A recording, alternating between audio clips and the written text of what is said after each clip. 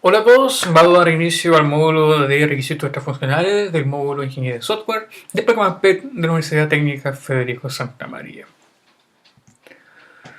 Lo que vamos a hablar hoy día va a ser específicamente los requisitos extrafuncionales de manera más detallada. Veamos un poquito el contexto de comprar un automóvil. Cuando nosotros queremos comprar un automóvil, ¿qué buscamos? De que sea barato, de una marca conocida, de que sea grande y mediano dependiendo de las necesidades de mi familia, porque la verdad no sé cuántos hijos poseo, que pueda trasladar a personas de un punto A a un punto B, eso es lo más importante. Yo quiero un vehículo que, digamos, pueda poder llevarme desde una ciudad a otra, por ejemplo. Ahora, pueden haber otras cosas que me interesan de un vehículo, por ejemplo, que tenga medidas de seguridad, de que sea certificado por el gobierno, de que no me deje botado en la carretera, de que tenga unas buenas llantas, de que tenga, digamos, pantallas al interior para que los niños las vean en viajes largos y otras cosas más que eso va a depender, por supuesto, de la necesidad de la persona que haya comprado un vehículo. Entonces, dado lo anterior, compremos dicho vehículo. ¡Wow! Si vemos esta imagen, nosotros hacemos una comparación de lo que yo pedí. O sea, veamos, ¿es barato? Al parecer, de manera visual, parece ser barato. ¿Es de una marca conocida? Sí, no logro verla acá, pero por lo que me he informado, sí es de una marca conocida. Es grande, mediano, al parecer más o menos grande, donde puedo echar bastantes maletas y los niños pueden estar bien sin ningún problema. Y claramente va desde un punto A a un punto B, o sea, si yo me sigo el vehículo, por supuesto que yo puedo ir de una ciudad a otra. Pero pueden captar de que quizás hay un cierto problema. Hay algo que a mí no me satisface de este vehículo, si es que no me gusta este modelo, por supuesto, el cual yo sí tenía una idea de lo que quería de vehículo, pero claramente cuando veo esta imagen y el vendedor me ofrece este vehículo en función de lo que yo quise, mire, sabe que no era exactamente lo que yo buscaba otra cosa. Entonces aquí hay un problema. ¿Qué ocurrió? Nos dimos cuenta que las necesidades que yo tenía es que, claro, el automóvil era barato, sí, como les comentaba, era una marca conocida, sí, cumplía lo que yo decía. Pero me lo ofrecieron y no me siento satisfecho con respecto a eso. ¿Por qué? Porque yo buscaba también, y no lo sabía, otras propiedades que uno ve con respecto a los vehículos. Por ejemplo, el rendimiento, la seguridad, que sea usable, que sea atractivo, que sea bonito, que a los niños les guste, que pueda hacer, por ejemplo, grandes viajes, no me deje botado, puedo ir al campo, a la playa, lo que sea. Entonces, en esto si yo lo plasmo a la ingeniería de software, ocurre lo mismo que la paradoja del automóvil. O sea, cuando nuestro cliente nos pide un proyecto, cuando nuestro cliente nos dice, oye, quiero que me hagas un sistema web de algo, un sistema de remuneraciones de algo, una aplicación móvil que haga este rastreo, claro, ellos tienen ideas en su cabeza, pero hay propiedades que el cliente no me dice que no están consideradas en la funcionalidad del software. Entonces, aquí hay una reflexión con respecto a esto. Si yo tengo un proyecto de ingeniería de software, ¿cuándo podría fallar? ¿Qué pasa, por ejemplo, si este proyecto se cae por un corte de luz? ¿Qué pasa si, por ejemplo, a mi cliente no le gusta la interfaz que yo acabo de crear? ¿Qué pasa si, chuta, un componente me falla, ese componente va a destruir todo mi sistema o va a caerse parcialmente? No lo sé. Entonces, volviendo al contexto de SEMAT, nosotros nos encontramos en la parte de cómo yo tomo los requisitos para poder definir el sistema de software y la forma de trabajo. Y aquí, como mencioné en la presentación anterior, existen los requisitos funcionales y los no funcionales. Lo que nosotros vamos a hablar ahora son los de requisitos no funcionales. A ver, hagamos un poco de comparaciones. Los requisitos funcionales, como ya lo escuchamos en la presentación inicial, describen ciertas funcionalidades o aquellos servicios que va al sistema. Por supuesto que todas estas cosas dependen de la expectativa del usuario y del tipo de sistema donde yo voy a implementar la solución. ¿Ok? Entonces, ¿cuál es lo ideal acá? ¿Cuál es lo que nosotros pretendemos? Es que los requisitos deben ser completos y consistentes, lo más preciso posible. Ahora, ¿Qué pasa? En la práctica es que la mayoría de los requisitos son ambiguos. Por ejemplo, sí, yo quiero que la página me ayude a verla desde un celular.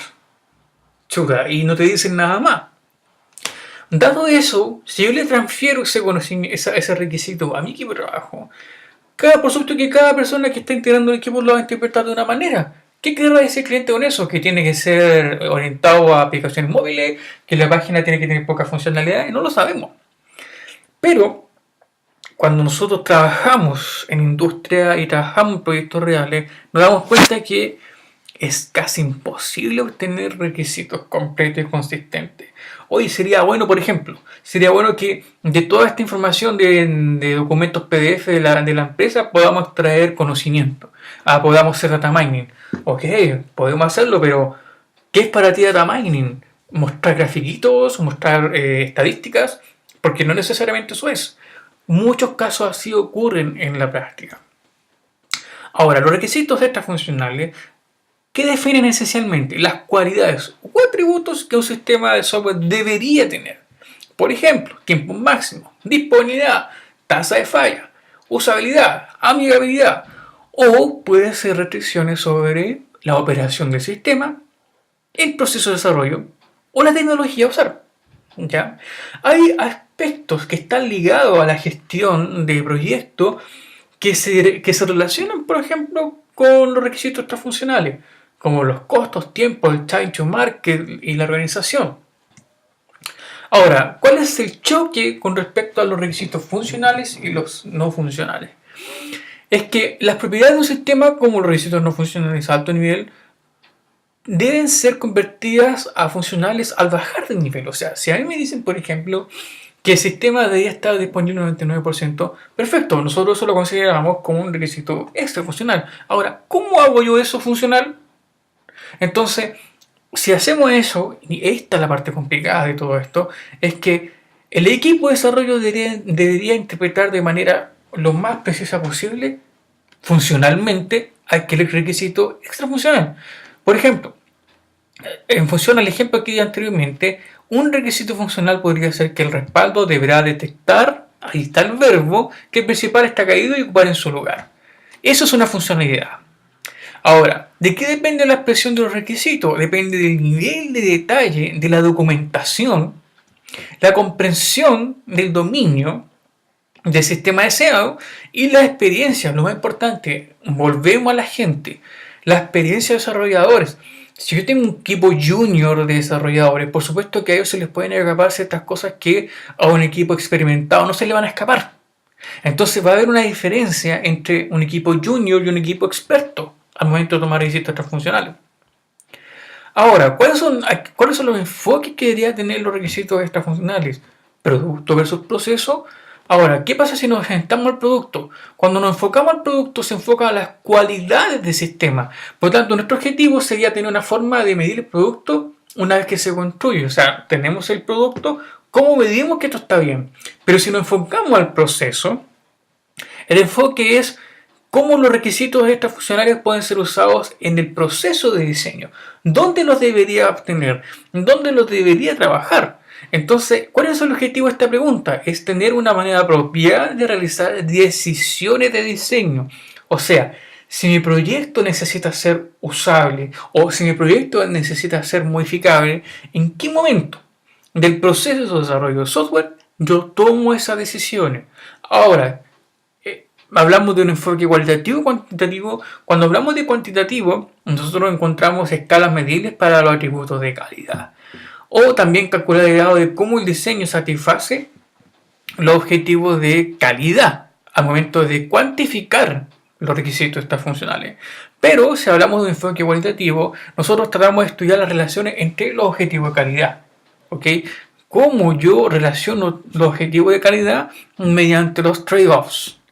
Como mencioné en algunas presentaciones pasadas, hay una clasificación bien conocida de los requisitos extrafuncionales llamada FURT+, donde la palabra F de FURTS corresponde a funcionalidad, pero la funcionalidad de un sistema se puede subdividir en usability, reliability, performance, supportability y others. De ahí viene la palabra más. Este modelo a mí me da la posibilidad de poder expandirlo en caso de que mi proyecto necesite otros atributos de calidad.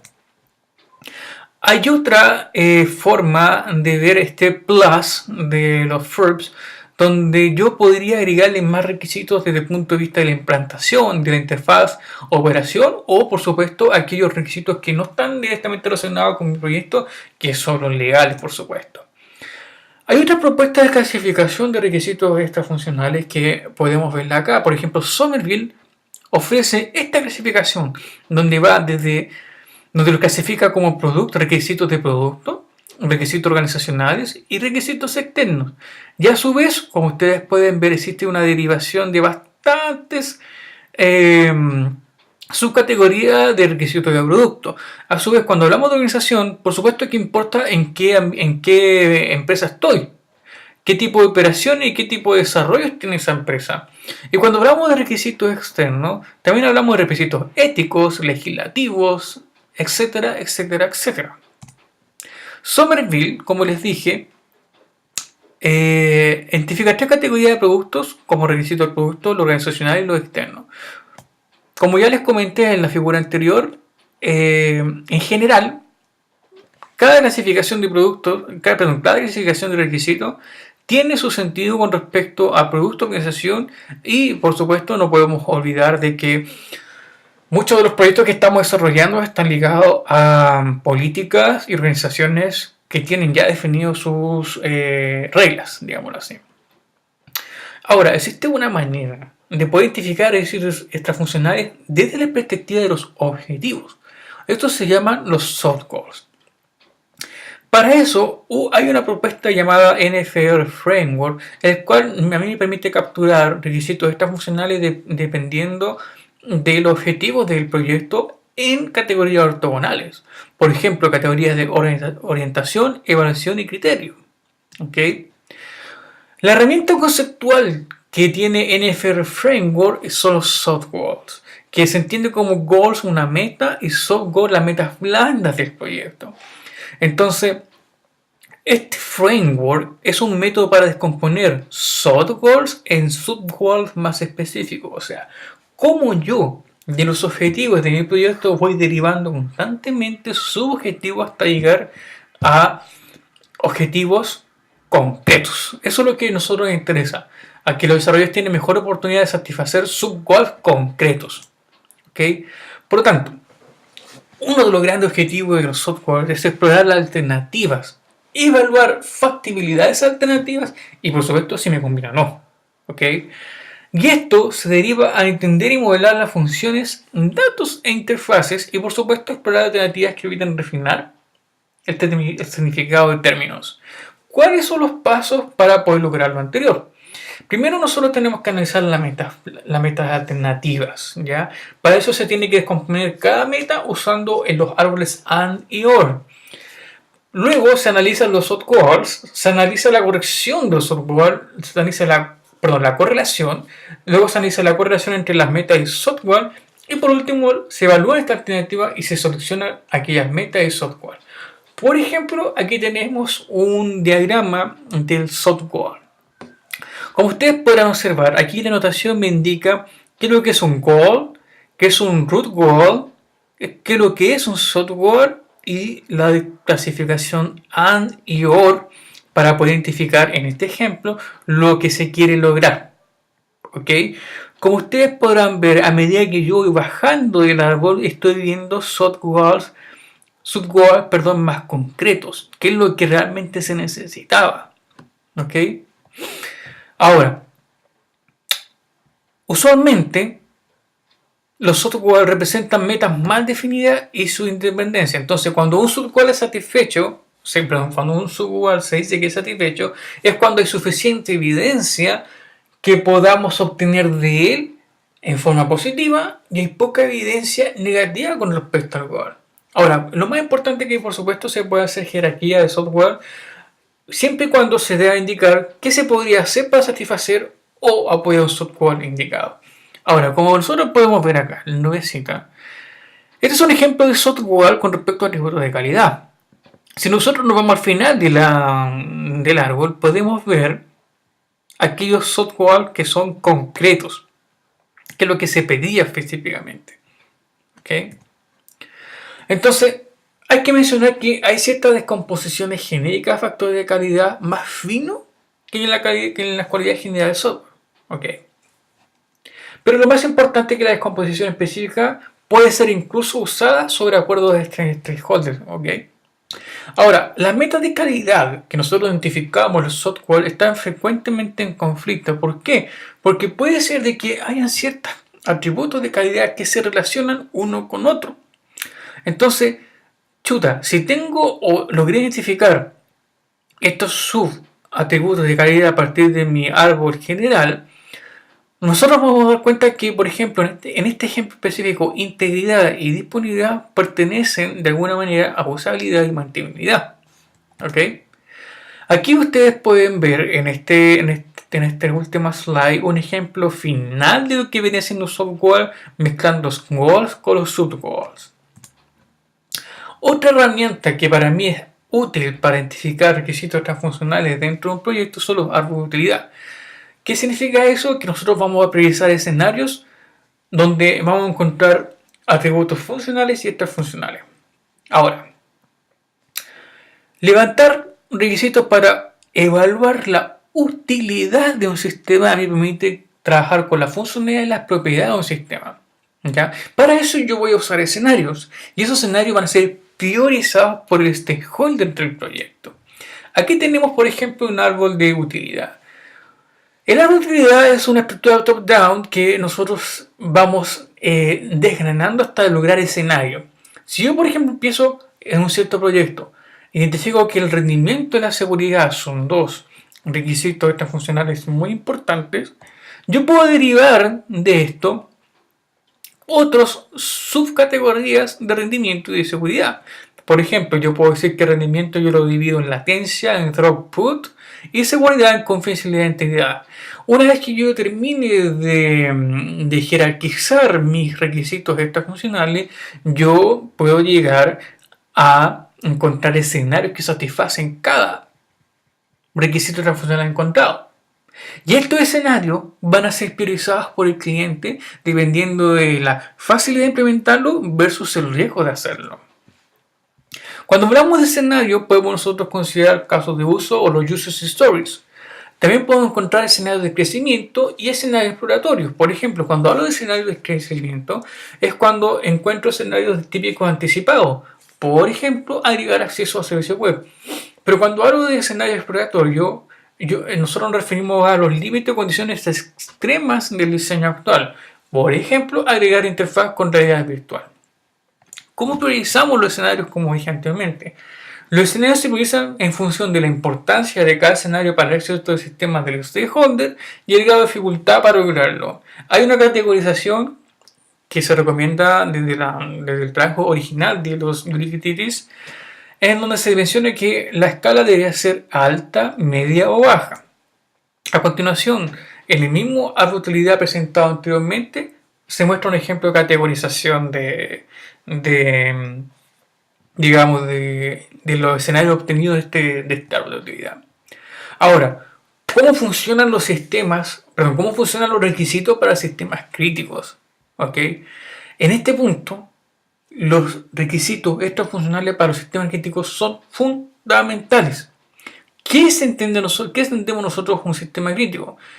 Un sistema es crítico si una falla en aquel sistema produce un daño tan grande y significativo en la organización donde se abarcan escenarios económicos, físicos, incluso seres humanos y organizaciones. O sea, un sistema crítico es aquello que un daño es inaceptable. Ahora, los principales requisitos no funcionales que se deben considerar, según Kremer et al., en un sistema crítico son la reliability, confiability, performance, seguridad, nos equivocamos con una letra, y usabilidad. ¿Okay? Cuando hablamos de confiabilidad, nosotros tenemos la confiabilidad como la capacidad de que un sistema pueda realizar sus funciones requeridas bajo condiciones establecidas por un periodo específico de tiempo. O sea, a mí me produce confianza de que, por ejemplo, si el sistema está colapsado, funcione bien. ¿Ya? Cuando hablamos de confiabilidad, típicamente hablamos de la capacidad de manejar los tiempos de ejecución. Ahora, cuando hablamos también de confiabilidad, nosotros nos basamos en dos puntos de vista: en la disponibilidad y en la tasa de falla. Por supuesto que la disponibilidad nosotros la entendemos como aquel pedazo de tiempo o fracción de tiempo en donde el usuario necesita utilizar el sistema y esté disponible.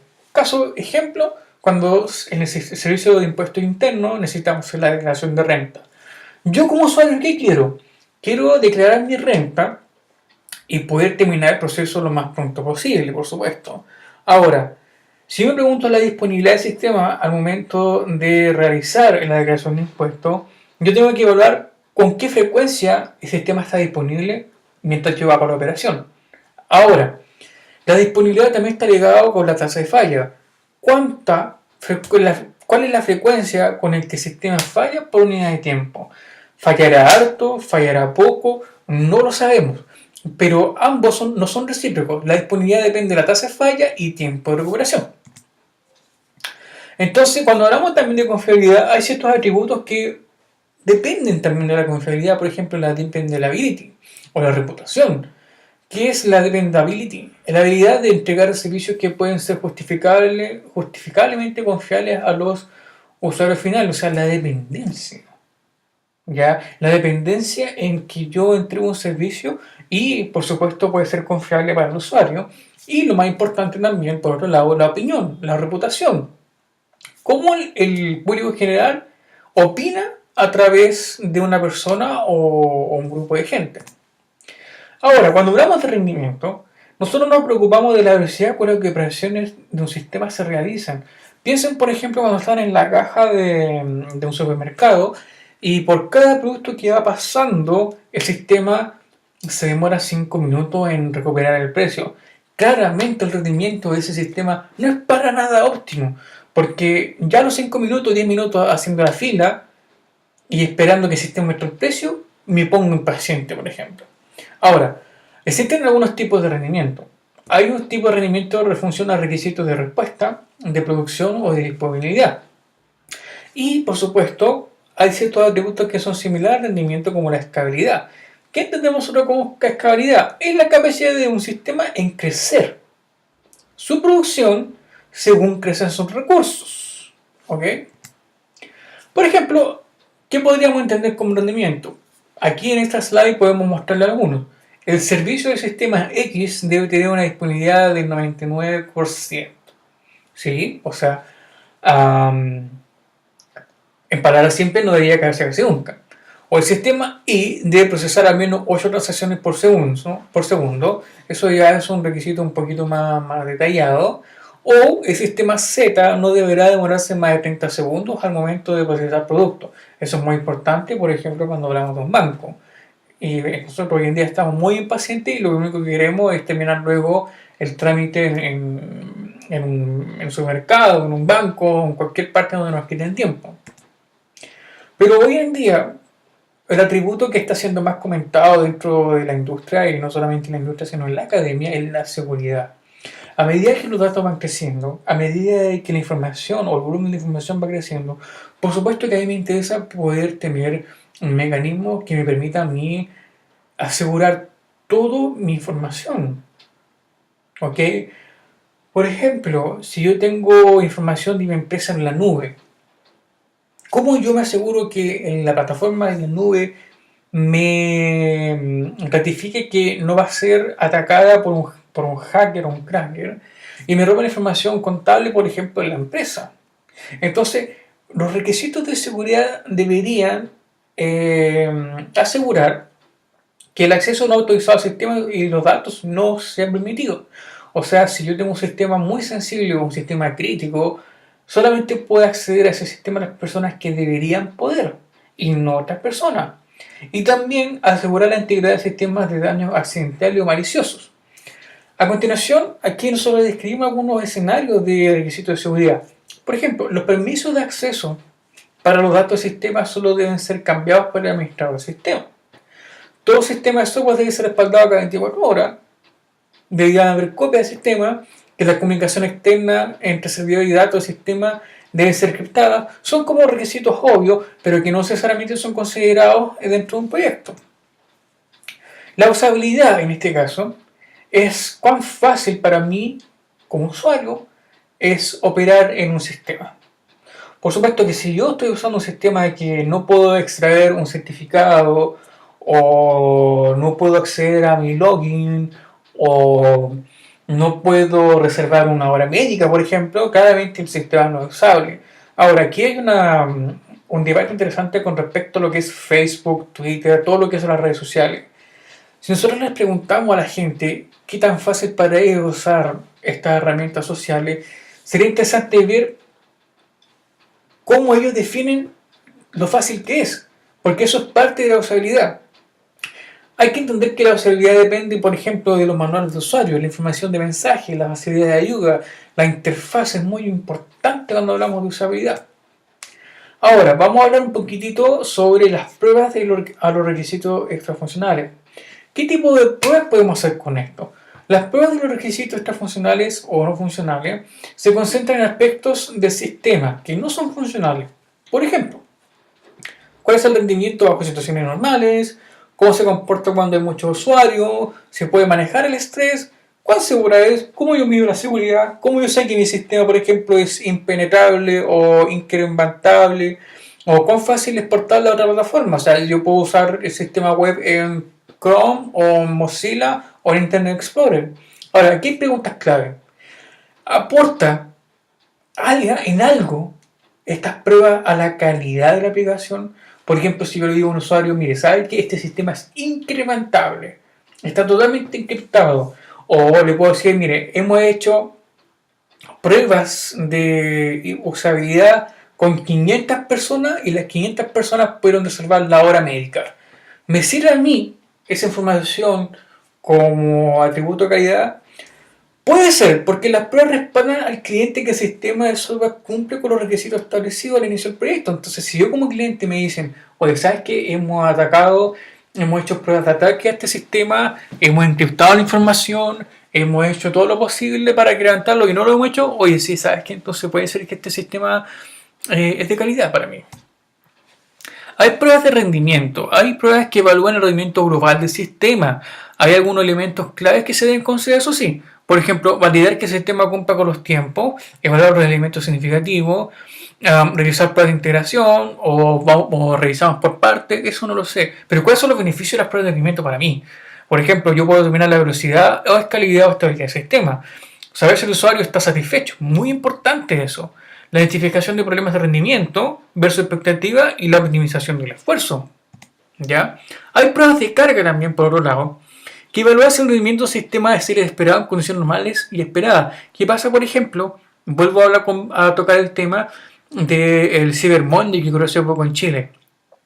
La carga de las páginas que estaban dentro de la oferta, no sé si algunas páginas cumplieron bien con los requisitos al momento de que todos los usuarios ingresaban al mismo tiempo. ¿Qué pasa, por ejemplo, si yo estaba comprando un refrigerador, estaba pagando con WebPay y justo se cae la página porque el rendimiento y la prueba de carga, o las pruebas de carga que se hicieron en el sistema no fueron las adecuadas? Entonces, en este tipo de cosas hay algunos elementos que debemos considerar. Que debemos validar el rendimiento del sistema cuando los usuarios concurrentes acceden a la aplicación. Es muy importante para efectos de testing que los sistemas que se implementan sean probados constantemente por usuarios y vean cómo se comporta. También es importante considerar que se debe verificar si los tiempos de respuesta son los establecidos al realizar el punto anterior y por supuesto que al momento de realizar este testing se debe utilizar los datos reales. No podemos usar datos ficticios. Yo no puedo hacer testing en un servidor con datos inventados sabiendo que en la práctica puede ser mucho más grande el volumen. Ahora, ¿cuáles son los beneficios? Que si yo hago pruebas de carga, tomo las acciones pertinentes, por supuesto, al momento de aumentar la producción del sistema. O sea, yo debería saber qué hacer en caso de que aumente el volumen de producción o el volumen de usuario o el volumen de cualquier otra cosa. Y lo más importante es que yo puedo detectar problemas de concurrencia. Las pruebas de estrés evalúan si el rendimiento del sistema es como se esperaba cuando están casos de recursos. Ahora, algunos elementos claves que podemos considerar con respecto a esto es porque si el sistema con poca memoria o poco espacio en el disco funciona de manera normal. O qué pasa si tenemos múltiples transacciones o múltiples clientes. Cuando yo hago las pruebas de estrés, lo que yo obtengo como beneficio es simplemente determinar si los datos se pueden corromper, si existe este sistema. O sea, ¿qué pasa si, por ejemplo, en Cyber Monday, por culpa de que todos los usuarios están comprando un refrigerador X, yo puedo tocar el sistema? ¿Podré o no podré?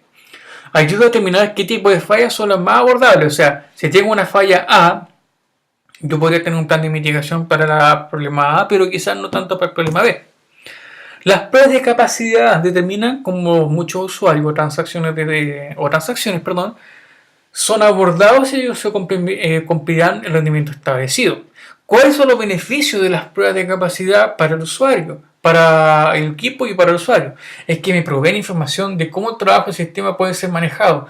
O sea, cómo yo puedo mover las piezas dentro del sistema para que el funcionamiento se mantenga de manera normal.